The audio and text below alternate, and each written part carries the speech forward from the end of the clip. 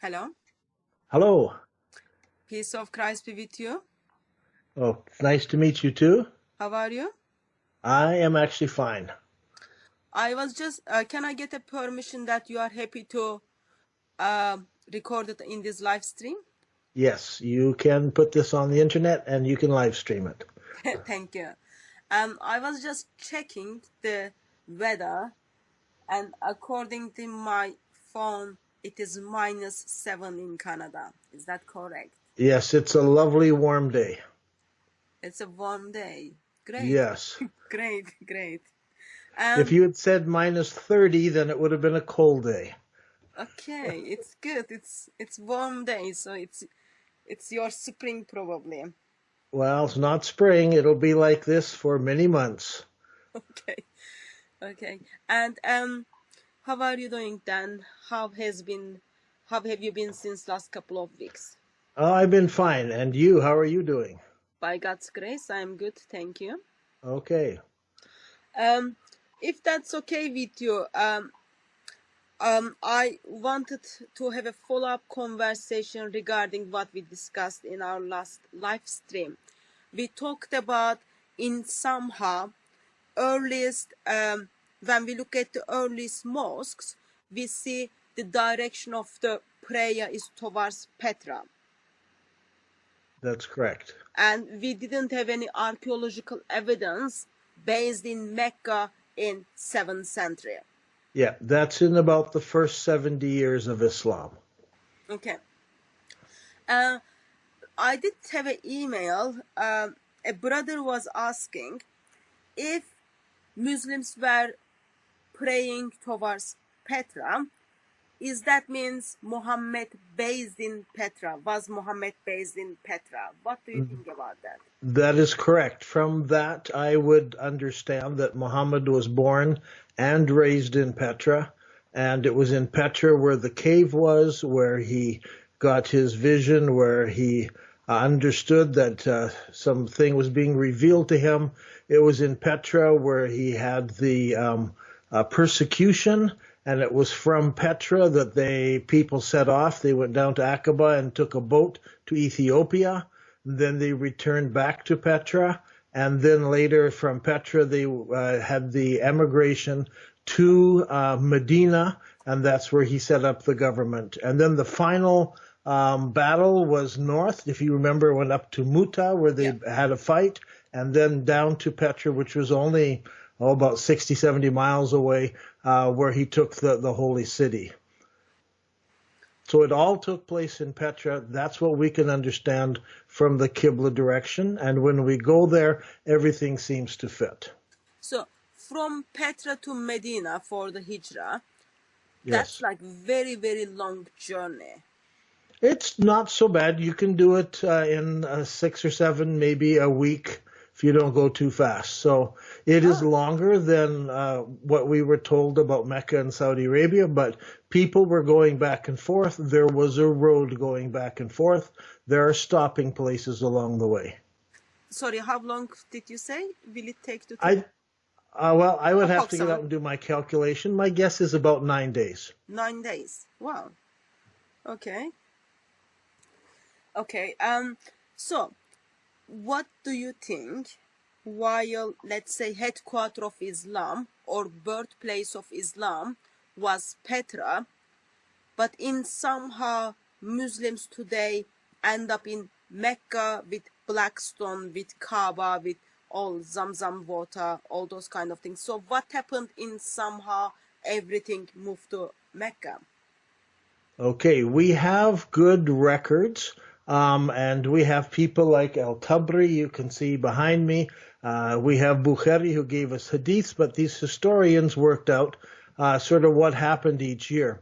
One of the problems we have is that Petra had a different name at the time. Petra was the name given to that place by the Western people.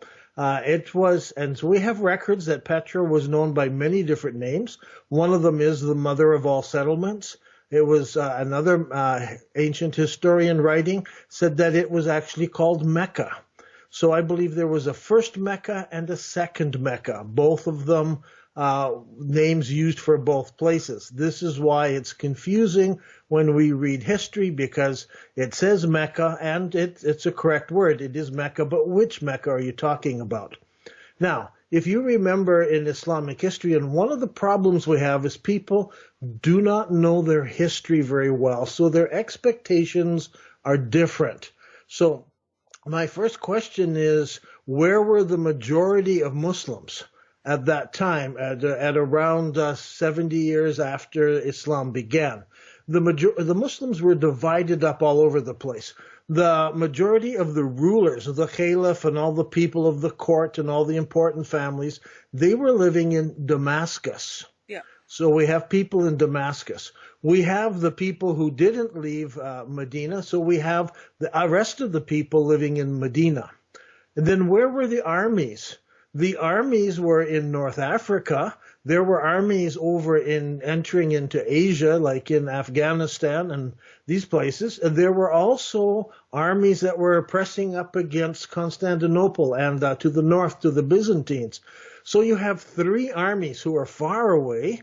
You have people in Medina. You have the center of everything in Damascus. So who is left in the holy city? Because remember, Muhammad, when he moved to Medina, everybody moved to Medina with him. He didn't leave anybody in the holy city. He left with everybody in the Hijrah. So when he returned back with his army, they took the city and then they moved on. There was people would go there for pilgrimage. There were some people there to maintain, the pilgrimage that was happening, but there wasn't a lot. There wasn't a big number of people in the holy city at that time. So when the caliph moved to Damascus and said he was going to set up the government there, the people in the holy city, which I believe was Petra, the first Mecca, they were upset because really the center of Islam should be either Medina or it should be the holy city, which was Mecca. And so they were upset. And so the people there decided, let's make our leader the caliph. So they declared that Ibn Zubair was the caliph. When they did that, we had the second civil war. The first civil war was between the people following Ali and the people following so this was the Sunni-Shia split. Yeah. So this is just following on. We're into the second civil war, and now you're having people who are declaring themselves separate, and the new caliph is in the holy city. I believe that took place in Petra, and this is where they declared this. And so the government from Damascus, they decided to send down an army. And if you read the historians, you will see the times it took for the army to come and the time for the army to go back and to send messengers. It fits Petra, which is much, much closer than it would have Mecca, which is south of Medina. So that was a very long ways away from the people up in Damascus. So the setting is in the middle of a war. And in the middle of that war, you have the Muslim people are spread out all over the place. So I just wanted to get that part in, that we're in the middle of a war. What happened, and we are told this by the historians. When is the date? What is the date for this? This war goes over about 8 or 9 year period. Okay. So we're talking about 65, 66 after the Hijrah is about when this started. Yeah. Actually, no, earlier. So Ibn Zubair, he creates some problems. I've got a timeline beside me. So he declares himself caliph. This would be about 64, 63 after the Hijrah. Okay, that means 680s. Yes, 683. Yeah. And so Ibn Zubair then takes the black rock out of the Kaaba and puts it in a wooden stand. So it has been separated from the Kaaba building. And this is important because now we have this separation. Where is the black rock or the black stone, and then where is the Kaaba building? If I take you to Petra today, I can show you the original Kaaba building. It's there. It fits the dimensions exactly. Well, it's the foundation of it. Fits exactly the dimension that Al-Azraqi gives us for the Kaaba during Muhammad's lifetime. And so here the black stone has been separated. This is during the Civil War. And then a decision is made, which I believe, now it's not written clearly because I don't think the historians were allowed to write much of this. The Abbasids wanted this whole story hushed up. I think there was a lot of shame attached to it that Islam had been kind of falling apart at this point. And so we're told that Ibn Zubair got a lot of horses and camels and baggage and things, and then we find the black stone is missing. During this time, people when they swear, they never swear by the black stone. They always swear by the corner, because the black stone is no longer in the corner, so they swear by the Lord of the corner. Very interesting term that's used around this time. So I believe the black stone was moved first down into Saudi Arabia to a place where it could be kept safe. Now, because the armies are coming, and I think Ibn Zubair was afraid he might lose or he might have to run away from the holy city and fight somewhere else, he wanted that black stone to have possession of that. So he moved it down. Now, what were they looking for? I don't think he had a plan to create a new Kaaba and a new Masjid al-Haram and all of this. I think he was just taking the black stone and moving it away. It was a small move. I don't think it was a big move. I doubt there were more than 30, 40 people who moved. Maybe there were more, but my guess is that there are just enough people to accompany that stone and protect it, because I'm sure there would be tribes in different places who would love to get a hold of it and own it and so forth. So you had to have enough people to protect it, and they moved it down into Saudi Arabia. Now, they wanted a desolate place. You didn't want to move it to a city, because if you were in a city, the people in that city would claim it as their own. So they were looking for a place in Saudi Arabia that had no population around. There would be no fighting over who owns the land, and they chose a valley in which there was a well, but otherwise it was just a well beside a trail that joined the two. There was a northern and a southern caravan trail, and this little road went in between it, and in there was a valley, and that's where they took the rock, and they settled down beside that well, waiting for the war to end. So it was a safe place. People down there were not loyal to Damascus, and so they could move the rock down. Now, imagine, what would happen, and you can jump in any time and interrupt me. Yeah, I've got some questions. Okay, go ahead. So I'll just kind of try to break it down. So, headquarters of Islam is Petra in the time of Muhammad. It's always been Medina. That's the headquarters. That's where Muhammad lived. No, in the first, before he does the founding hijrah. Place. Yes. Yeah, okay, founding place. Okay, sorry. Yes. Founding place of Islam before hijrah is Petra. That's correct. Around 620s, Muhammad does hijrah to Medina, and then he takes all of his people. They move to Medina. That's where it becomes headquarters of Islam. That's Medina. Right. And then majority of Muslims after the death of Muhammad, we've got Muslims mainly based in Damascus. One of the places. Yeah. And then we've got Muslims in Medina, and then wars are taking place. In one point, while there is a Kaaba and Blackstone in Petra, Blackstone is being separated and then moved to Mecca. Or a safe place, which I believe was Mecca. Yeah. Okay. So black stone is like something very, very small? It is not very big. No, you could one man can carry it. Okay, so I guess you go with the traditional account that black stone came from heaven as a white and then turned to black because of the sins of Adam. I have no idea. Okay. All I know is it's described as a okay. black stone. Okay, so black stone moves to somewhere different from the Kaaba, separated, and then moved to the somewhere else.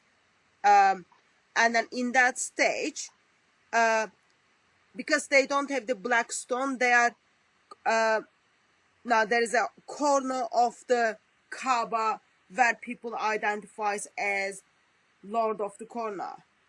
Right, not Lord of the Stone. Black stone before. Yeah. Okay. Okay, I just wanted to make sure I've got that correct. Okay. Okay. So now you have the black stone is down in Saudi Arabia, being kept far away from the people in Damascus. Next, the history introduces us to an important person. I think after Muhammad, he is probably the most important person in Islam because he has the most impact on Islam. His name is Hajjaj.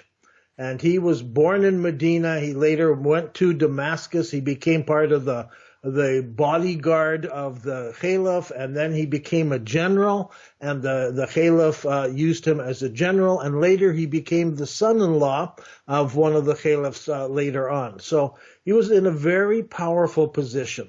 And Hajjaj was sent down to the holy city, which I believe was Petra, where he was to attack and he was to defeat Ibn Zubair. Hajjaj showed up and he was told, don't attack Masjid al-Haram. Don't kill people in the sacred area. But when he got there, he saw the situation. He asked the Caliph, I'm going to have to fight. And so the Caliph gave him permission. He came in. People were killed in Masjid al-Haram, in the holy area. And there was all kinds of fighting. At one time, he set up a trebuchet, that's a big like catapult throwing stones in, and he smashed the Kaaba building all to pieces. So now we have the destruction of the Kaaba building. We also have the burning of the covering over the Kaaba building and whatever else was around it. So it's smashed with catapults and it is burned. So as far as Muslims are thinking, I think at this point, the black stone is way far away. The Kaaba structure has been destroyed in the war. So Hajjaj finishes the war. He then goes down to Medina. He goes around to wherever he can find any supporters of these rebels, and he's killing them, but he never makes it down to Mecca in Saudi Arabia. So he goes to Medina, and then he has to go over to Kufa and so forth. And later he's made the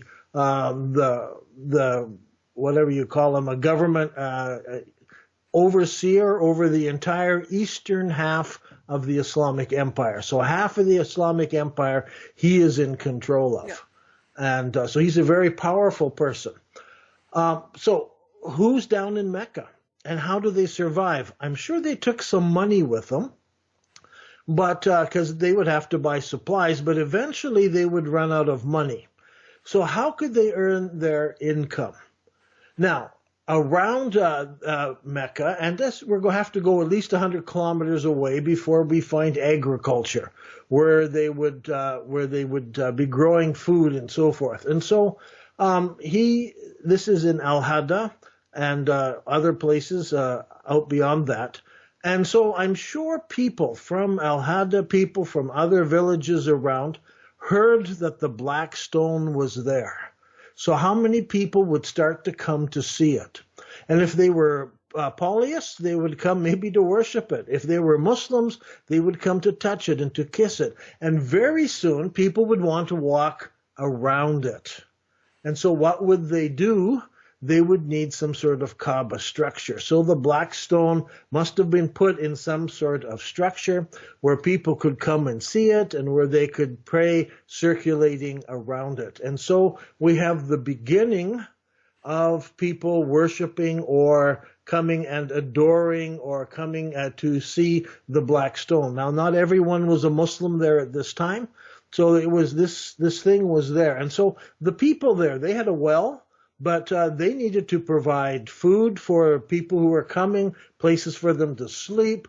And so suddenly this pilgrimage business begins quite early on. And it is a business because you have to house and feed and look after, and people need the white robe so they can be there in a cleansing and so forth. So I believe that all of this developed in Mecca in Saudi Arabia over the next 8 years. I'm going to say 8 years because we have a date that we can use to fix some of these things on. But remember, the black stone is there. The fighting has been taking up. Then Petra the Kaaba has been destroyed by the trebuchet and by the fire, and the war has finished, and people have been killed. So this rock has been left down in Saudi Arabia, and I think nobody knows what to do with it at this point. The Caliph doesn't make any decision. He does not move it. He doesn't do anything. I think it's one of those difficult things. Just leave it there. And so once that Caliph died, another one came along, and he died within a few weeks or so. And so another one came along, and eventually it was Walid I who needed to make a decision. But Hajjaj, he changed things, and we've talked a bit about Hajjaj, I think, in the past. I got to pull up my notes here. But let me bring up. Jump in. Yeah, let me bring up a question from chat. Okay. I'll put the question on the screen as well. How did whoever told them to abandon Petra, explaining to Muslims who prayed in that direction for years to now, pray towards Mecca? Okay, we say they prayed for years. How many years did they pray there? Because the official records tell us they originally prayed to Jerusalem before. So remember, this is only 70 years after the death of Muhammad. Yeah. Or maybe even 65 years when this changed. It took place during that war. We can see that suddenly Petra's gone and Mecca is coming up. So we can see the switch taking place. And where are the people? Okay, the people who memorized the Quran in the early days, Battle of Yamama, many people died. Yeah. Many of the other leaders were leading the army. Many of the others, they are in Damascus. Okay, and now they have a problem. Where do you pray towards? This is a crisis in Islam. And and Ibn Hajjaj, he expresses this crisis. Will he pray towards Petra that doesn't have the rock and the Kaaba building is smashed? Will he pray towards Mecca where the rebels have got the black rock? Yeah. He doesn't want to pray in any of those directions. So he builds a mosque because when they make him the ruler of a half of the Islamic Empire in the East, he's the Eastern ruler, he builds a mosque, and it's his mosque, the Hajjaj Mosque. What does he call his mosque, and where does he face it? It's very interesting. He chooses a Qibla in the middle of Saudi Arabia, halfway between Petra and Mecca, and he calls his mosque the Wasit Mosque. Wasit means the between position. And for the next 66 years, over 20 mosques are built by Hajjaj that all face the Wasit position. So now you have a lot of Muslims praying to the Wasit position. You have some Muslims praying to the Mecca position, and you have some Muslims praying to the original Petra position. We know this because there is a castle built near Amman, Jordan, and it is built facing Petra, even though these other things are all going on. So we can look at the construction of mosques and see now that they are choosing different places all at the same time. And then to make it even more difficult, you remember the Umayyads? The Umayyads had escaped to Spain, and there they start building mosques about this time, and they choose a totally different Qibla, and they point it off down to South Africa. And that's another whole discussion of what's happening in Spain. But we can see the development of Mecca. We can first of all see the development of Petra, and then suddenly we see the Wasit Qibla, we see the Mecca Qibla, and we see the African Qibla. So we have 4 different Qiblas all happening when Caliph Walid was there. And so this was a huge problem. We can see this in the archaeology, and we can also read about this in the histories that they're talking about this problem. So one year, it says there were 4 different pilgrimages. All at the same time. Okay, go ahead. Question from the listeners. Yep. What was the job of black stone or the role of black stone when it was in Kaaba? I can't tell you too much about it. I just know that it was in the side of the Kaaba building. Okay. And I know that today when people pray and those prayers go back, they often face the Kaaba, especially during the pilgrimage, and speak to it in almost as if they're talking to God, but they're facing the Kaaba. So I am not a historian of religion in Islam, so I can't go back and maybe pull something out. I just know it was part of the whole part of the religious activity that they did, especially at the pilgrimage. Now, what role did the black stone? I think this was a problem that Walid faced. Do we face the Kaaba? Do we face the city? Or do we face the black stone? This was a problem. Okay. And I think Islam was in crisis over this. And today, black stone is kind of plays the role of intercessors in the life of Muslims as they kiss the black stone in the intention that their sins will be erased, as well as black stone is going to intercede for those who kissed it. Just side information for those of you who are asking. Right. Although remember, there are Shias, there are Sunnis, there are Sufis. I mean, you can go down there, and every one of them have a slightly different view of the stone and of what is happening. So, and today we have modern Muslims who are developing new theologies, maybe saying, oh, it's the Quran only, we don't accept any hadiths, and so they will look at it differently. Okay. The view I represent, that's the Sunni Muslim view, so you can't use that to Quran-only Muslims or Shiites. Okay, so now we've got 4 different Qibla, and people are praying these 4 directions at the same timeline. That's right. That doesn't look very good at all.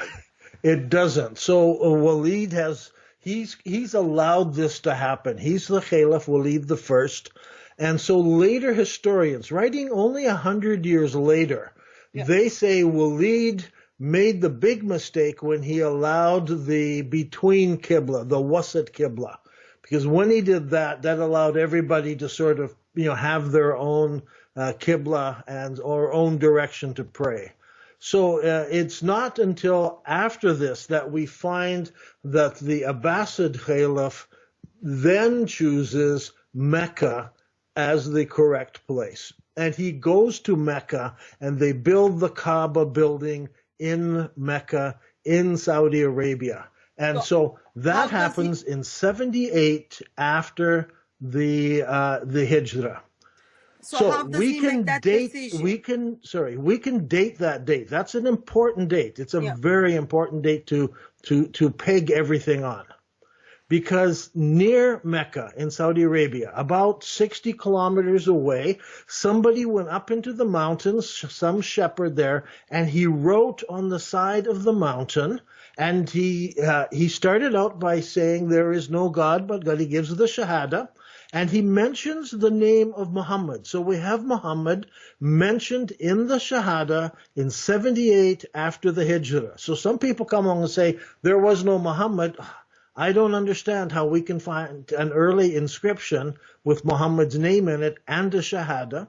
And in that inscription, it says it was dated to the year 78 after the Hijrah, the year that Masjid al-Haram was constructed. So that's 700, year 700. Let me go pull mine up here in my timeline. 78 is 697, yeah. 697, okay. Or 698, because they don't line up approximately. Yeah. So here we have clearly dated the name of Muhammad. We have clearly dated that Masjid al-Haram was built in Mecca in Saudi Arabia. And that fits the timeline just about right. The black stone would have been there maybe 7-8 years. We don't know exactly when it was moved because it was during the war. And now they've decided we're going to actually build the Kaaba, put a wall around it. We're going to, and now you read some interesting things in Islamic history. For instance, one of the caliphs decided to take the Hijr. This is the wall that originally went all around the Kaaba building, and to attach it to the Kaaba. And so that's where you get that round curved wall attached to the Kaaba. Before that, it was not attached to the Kaaba. But we see that today, and that happens after this time. We also have that the Kaaba originally, as Raki tells us, it was in the corner of the courtyard. So that people was open on two sides and then had to go down a narrow spot and a narrow way and then come around again. And even tells us which corners were narrow and so forth. So we have this description. Now we have a description that the caliphs who had gone and seen other places decided that they needed to tear down the wall in the Kaaba, and they needed to make it into a great wide area so people could circulate all around it in a great open area. So that's what you see in Mecca and Saudi Arabia. Interestingly, when you go to the city of Petra and see the original Kaaba, it's still sitting in the corner of the courtyard. And the Hatun wall is not attached to it. The Hatun wall is a wall around the courtyard, and it has a bend going around where the grave of Ishmael was. That grave is no longer there. All we can see is the wall has got this curve around as it goes around. So we can see it in Petra. We can see it in Mecca. We have a date on an inscription that tells us this is when they built the one in Mecca in Saudi Arabia. Okay. So we've got Shahada 698, which tells us Kaaba is built in Mecca, which is approximately 60 kilometers outside of Mecca. Right. I have two questions. First one doesn't look very right. Question doesn't look very right, but I'll read it to you. So if Allah changed the direction of the prayer from Jerusalem to Petra, why then Allah changed it to Mecca? That's a question. But here's my question. Did Allah change the direction of prayer to Mecca? Or did it get changed when one of the rebels took the rock and ran away with it? Okay. And so who has the right to change the direction of prayer? And so my question is, if Muhammad was commanded by Allah, that's something you will have to personally decide. But if he was and changed the direction to Masjid al-Haram in Petra, then who has the right to move it to Mecca? And if that is true, then are Muslims facing the wrong direction? Yeah. If that's true. Now, I can't answer that because I'm not a Muslim and I'm not a theologian, but I have looked to see, did any theologian make that change? And who has the right? The Umrah, the Caliph, a Shia, a Sunni, or, who can change the direction of prayer? Yeah. I don't know. So I can't answer that beyond that. Okay. Let me make a comment on that for the person who is asking the question. According to Surah 2, we read it from verse 142 to 145. Allah does change the direction of the prayer from somewhere to somewhere. Allah doesn't say it's towards Mecca, Kaaba in Mecca. Allah doesn't say that. But Allah reasons that is because Allah wants to please Muhammad. But then you said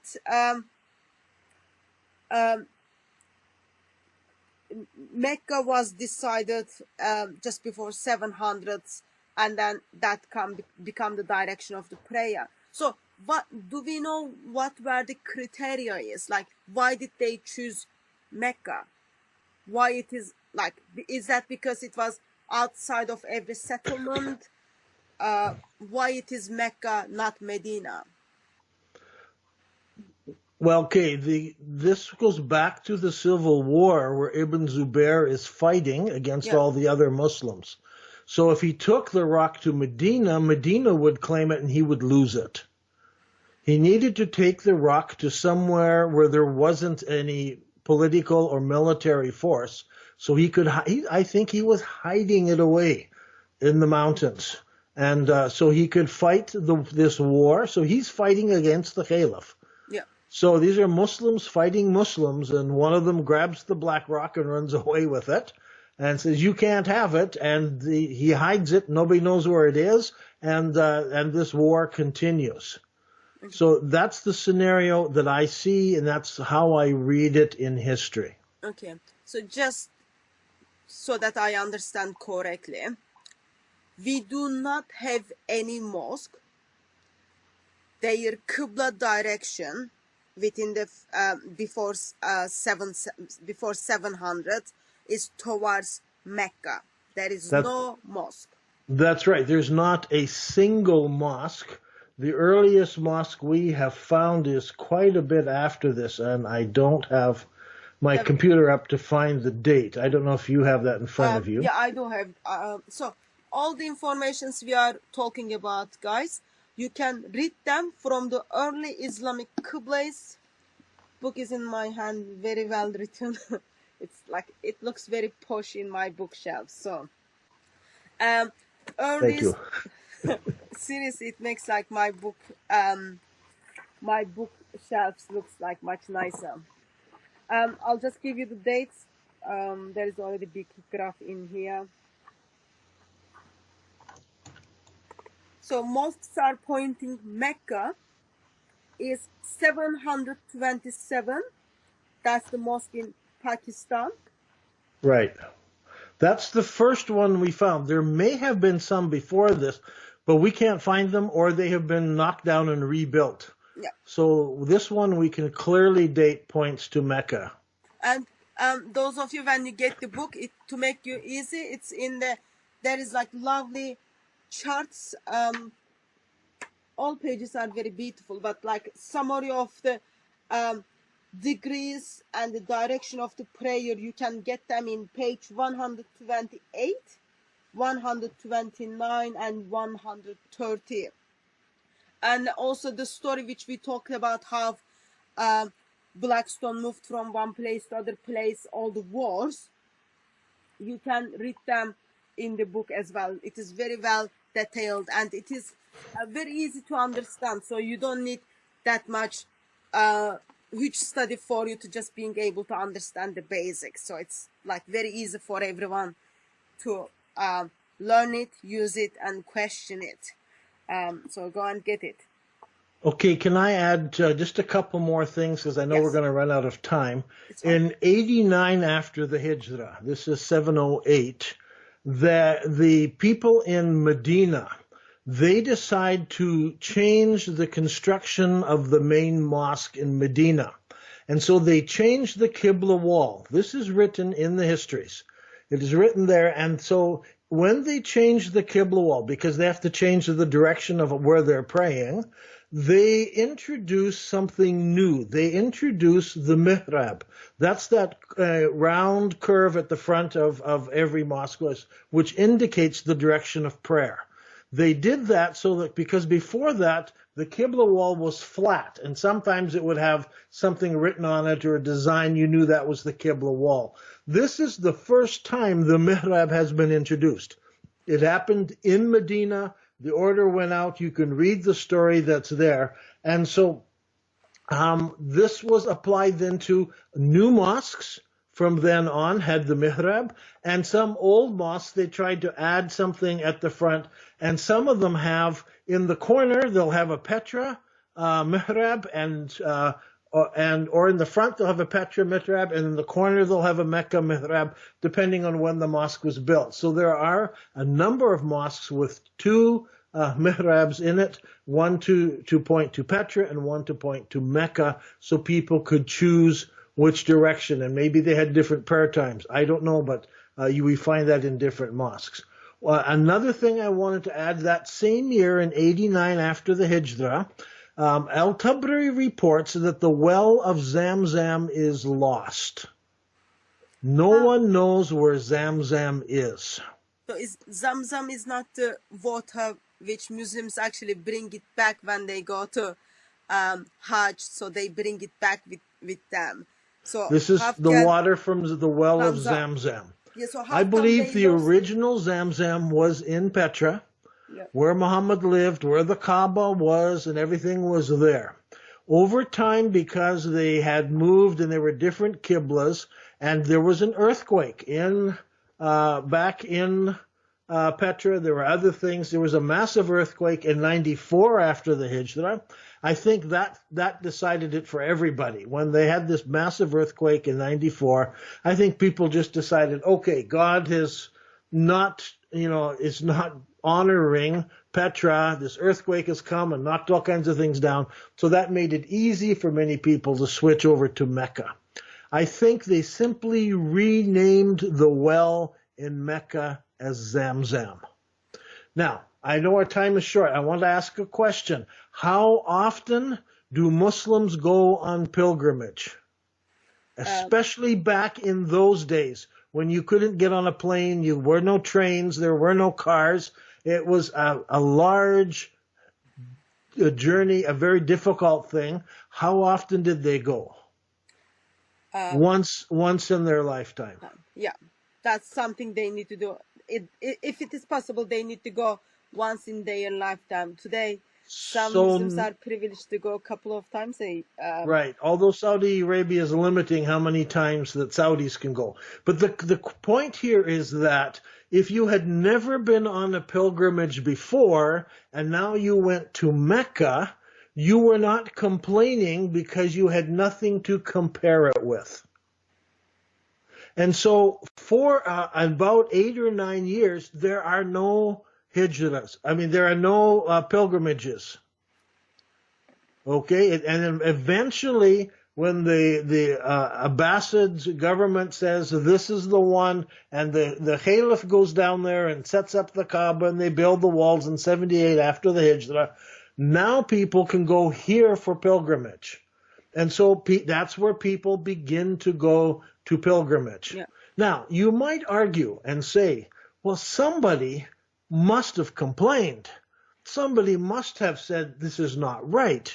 And if you read your Islamic history, you come across the Qarmatian people who said pilgrimage to Mecca is wrong. They tried to stop people going to Mecca. At one point, they even went to Mecca and they killed a bunch of the pilgrims and stuffed them in the well there, saying this is a wrong thing to do.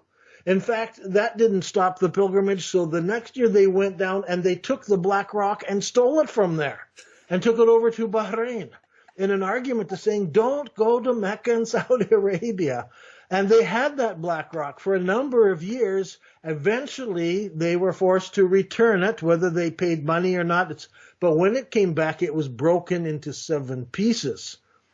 So when you go to Mecca, if you're a Muslim, and you see that black stone there, and you see it's all in different pieces, that was from the people who were protesting against the black stone being in Mecca and the pilgrimage going to Mecca. It's in Islamic history. It's right where we would expect it to be when people rose up in arms and said, don't go there. And so that's all in history. I know our time is limited, so I wanted to throw that in. Any more questions?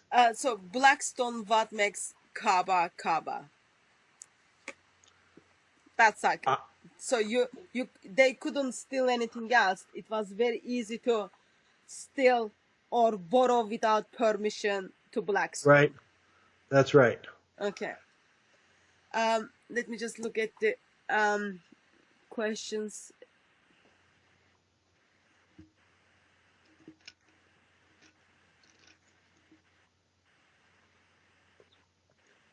So, questions in the lines of, if the founded place of Islam is Petra, headquarter of Islam is Medina. So, Muhammad receives his revelation in Hira, cave of Hira, and then he goes to mountains to throw himself stuff. Do we have caves in Petra where you can say, oh, this might be the place where Muhammad received his revelation? Yes, if you have seen the film. If you have not seen the film, then try to see it. It's on the internet. It's called The Sacred City. And you can look up my name, Dan Gibson, Sacred City, and you should find it. It's there in about 12 languages right now, Wow. And there's new languages will come out in a few months as well. So in the film, we take you to where I think Muhammad's revelation was. We take you to the cave. You can go in and see it. It's a very holy spot. They had carved all kinds of carvings on the walls back then, including a crescent. And if you notice when you read Muhammad's story, it says when he comes out, he sees this angel, and so he begins to climb the mountain. So the cave isn't high up on the mountain. If you go to Mecca in Saudi Arabia, the cave is way up near the top of the mountain. How could he climb himself? And then if you jumped off of that, you just roll down the side of the hill because it's a sloping hill. If you go to Petra, you will see that the cave is right at the edge. It's a cliff, and you have to climb right up the cliff. And so here's Muhammad trying to climb up there, and this angel, and he's having this problem. This story is all in Islamic history. Yeah. And then finally people come and they find him and call him and take him back home. So the cave is there right where I would expect it, looking like the cave as I would expect. It even has a stone bed inside so people could stay there and sleep there. Okay. And also we talked about, sorry, I forgot my point.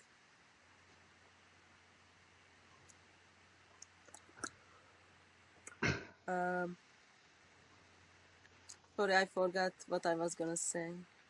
Okay, I don't know if we have any more questions from people. Yeah, I read someone's question. I was gonna ask that, but I can't. My mind just went blank. That's easy to happen. So people are grateful for your work and they are saying thank you, all the things you put together. So currently, the mosques which we investigated within the first century of Islam, none of them are facing Mecca, but there might be mosques which we might find in coming years or even tomorrow. Direction of the prayer, it is built in first century, but direction of the prayer might be Mecca. So we don't have, at this stage, we do not have any archaeological evidence which confirms direction of the prayer for the first century of Islam was Mecca. Okay, let me speak to that. I agree that the absence of evidence is not evidence. Yeah. Okay, but I went onto the internet a number of years ago and have asked Muslims to go out and to look in their cities, look in their towns, check the old mosques. I have had hundreds and hundreds and hundreds of emails coming from people all over the world as they checked mosques. Yeah. And so we are still checking and looking. But if you look at on the database on the internet, I can no longer update the book. The book is cast in stone, but on the internet we keep adding new mosques. But even till this date, we have not been able to find a single mosque that faces Mecca in Saudi Arabia. So we have found the mosque where when the Muslims landed in Ethiopia, they built a small mosque there before they went inland, and you can go and find that mosque. It faces Petra, does not face Mecca. Yeah. So there are lots of mosques from that time period that should face Mecca, but they don't. And so that's the big thing for me, is not only is there an absence of mosques facing Mecca, there are lots of mosques that should face Mecca, but they face Petra in Jordan. That's the problem we have to answer. What do we do with all these mosques that are facing in the wrong direction? Yeah. And then also you expressed that there was a time where Muslims were using 4 different Qibla, 4 different prayer direction at the same time. And we can clearly find that. There's over Yeah. 20 that point in the between position. There's over 20 that point to Petra. There's over 20 that point to the African Qibla in North Africa and in Spain.